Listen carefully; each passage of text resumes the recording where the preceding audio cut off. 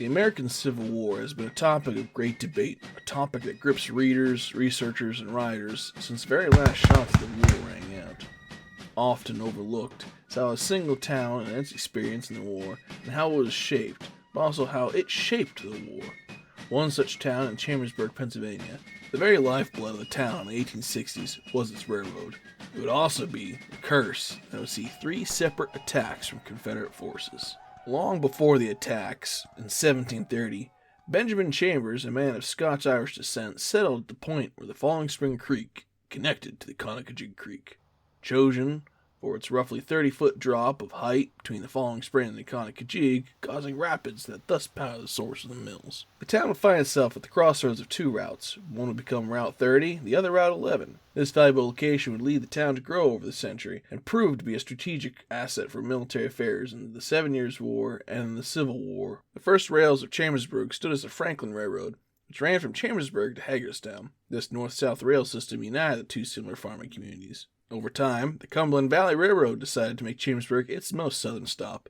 The town had connected now north and south via the railroad system. This would see Chambersburg as a stopping point for the northern rails. The railroad system in 1859 saw a man by the name of Isaac Smith come to Chambersburg, a miner looking for prospecting iron in the community, as ironworks had been known in the region for several years, such as Thaddeus Stevens Ironworks. The warehouses on the northern side of town would house the gathered equipment Isaac Smith planned to use. Trains would come in often, crates marked from all the United States. Crates from New England and Ohio would arrive weekly and be set in storage there. Chambersburg made for a perfect meeting point for the rail system and had plenty of storage. The railroad system would be the very heart of Isaac Smith's operation. In truth, Isaac Smith was the disguise for John Brown, the famous abolitionist and militant from Bleeding, Kansas. Brown was seeking to raid Harper's Ferry, and all the supplies traveling via the railroad that Brown had been collecting had been pikes and pistols. Chambersburg is not far from Harper's Ferry. This area lent itself well to John Brown's plans and had a strategic value for him.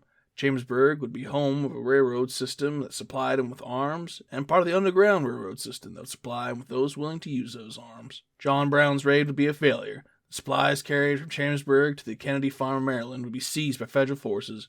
John Brown would be hung as a traitor, but remembered as a martyr. By 1860, when the North and South became separate by causes of secession, and brothers were pitched against brothers to fight this war, the railroad had seen the town of Chambersburg prosper. It even found itself in the eye of the Union High Command. Military camps would spring up in Chambersburg. Camp Slipher and Camp Irwin soon would have military units cross into the town and become a beehive of military activity. The strategic value of Chambersburg and its ability to mobilize large numbers of men, mobilize goods, and to store the supplies had been realized. On October 8, 1862, General Lee ordered Jeb Stuart to go into Maryland and Pennsylvania to attack the Cumberland Valley Railroad at Chambersburg, his main objective being the bridge in the northern part of Chambersburg that crosses the Falling Spring. Cross the Potomac and proceed to the rear of Chambersburg in an endeavor to destroy the railroad bridge. Any and other damages you can inflict upon the enemy or his means of transportation you are to execute. On October 12th, General Stuart would lead several detachments to destroy the railroad and affiliated buildings, such as the Cumberland Valley Railroad Depot, machine shops, and warehouses. The same warehouses being put to the torch would be the same warehouses used in 1859 by John Brown.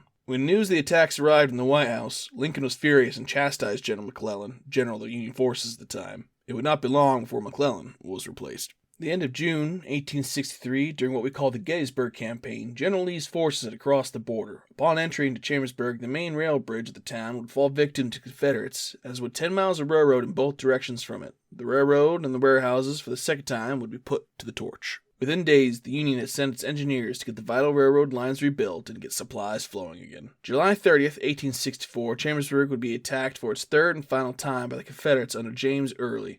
Having knowledge for the supplies of the town, and having details of the town's construction for the previous 2 attacks, Chambersburg would be a vital target. The town would be put to the torch, and 537 buildings were destroyed, as Reverend Schneck would describe. The screams and sounds of agony of burning animals, hogs and cows and horses, made the welkin horde with the sounds of woe. It was a scene to be witnessed and heard once in a lifetime. Within days of the burning, the Cumberland Valley Railroad offered free transportation for any citizens who wished to come and go from the town. When President Lincoln was informed of the attacks, another general was sacked. General Couch, who had been in charge of the area, was relieved of his duties, and General Cadwalader was put in place, showing how important Chambersburg and its railroads was to the Union, and is to history.